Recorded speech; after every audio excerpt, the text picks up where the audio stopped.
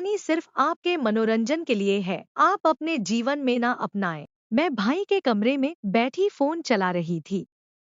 भाई स्नान करके बाथरूम से आए और कहने लगे, राधिका मेरा एक काम कर दो। मैंने कहा, हाँ भैया बताओ क्या काम है, लेकिन उसके बदले आपको कुछ देना होगा। भैया कहने लगे, पहले काम तो सुन लो, डिमांड पहले ही चालू हो गई है। काम बताया नहीं। मैंने कहा, अच्छा भैया बताइए क्या काम है। भैया कहने लगे, राधिका मेरा एक शर्ट और जीन्स प्रेस कर दे, मैं अभी थोड़ा काम से बाहर जा रहा हूँ। मैंने कहा, अच्छा भैया, जब कोई काम होता है तभी आपको अपनी बहन की याद आती है, लेकिन इस बार मैं बिना कुछ लिए काम नहीं करूंगी, सोच लो आपको देना पड़ेगा। भैया कहने लगे, समझ गया, तुझे क्या चाहिए। भैया ने मेरा हाथ पकड़ा और बेड पर लेटा दिया।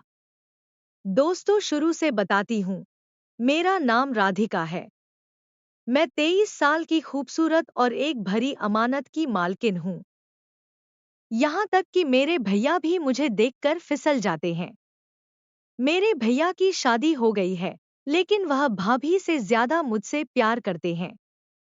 भाभी तो कभी कभी मजाक में भी कहती रहती है, राधिका लगता है तेरे भैया मुझ पर कम और तुझ पर ज्यादा फिदा है।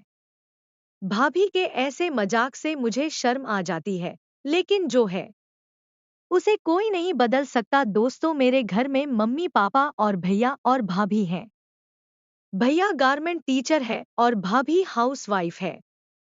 मेरे पापा एक प्राइवेट जॉब करते थे, लेकिन कुछ महीनों से उनकी तबीयत ठीक नहीं रहती, जिसके चलते उन्हें नौकरी छोड़नी पड़ी। वैसे भी भैया कहते रहते हैं कि पापा आपको अब नौकरी करने की क्या जरूरत है, आपका एक जवान बेटा है और नौकरी कर रहा है, और इतनी तो वह कमाई कर ही लेता है कि घर का सारा खर्चा उठा ही सकता है। लेकिन पापा भैया की बातों को मानते ही नहीं थे।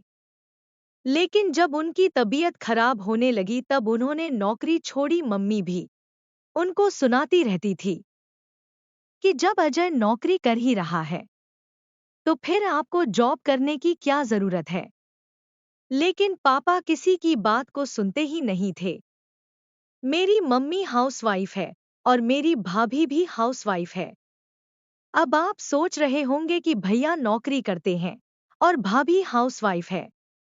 तो मैं आपको बता दूं कि जब मेरे भैया कॉलेज में पढ़ते थे तब उनकी दोस्ती भाभी से हुई और वह दोस्ती धीरे धीरे प्यार में बदल गई। भैया और भाभी ने अपने अपने परिवार को अपने बारे में बताया कि हम दोनों प्यार करते हैं। पहले तो भाभी के पापा नहीं माने, फिर बाद में वो बोले, अच्छा ठीक है, कौन है वो लड़का, मुझे उससे मिलना है। फिर भाभी ने अपने परिवार को हमारे परिवार से मिलाया और वो दोनों मान गए। दोस्तों, मेरे भैया की शादी के कुछ दिन बाद ही भैया का अपनी पत्नी से मन भर गया, क्योंकि भाभी के अमरूद मोटे नहीं थे। उनकी नज़र तो सिर्फ मेरे आम पर ही थी। दोस्तों, मेरे भैया मेरे साथ बचपन में खेल खेल में मेरे साथ घोड़ा घोड़ी का खेल खेलते थे, और मेरे भैया मुझे अभी भी कहते हैं, राधिका मुझे तुम्हारे साथ घोड़ा घोड़ी का खेल खेलना है। मैं समझ गई कि भैया मेरी चिड़िया के साथ खेलना चाहते हैं। तभी अचानक वहां भाभी आ गई और बोली, आज हमें मेरे घर जाना है।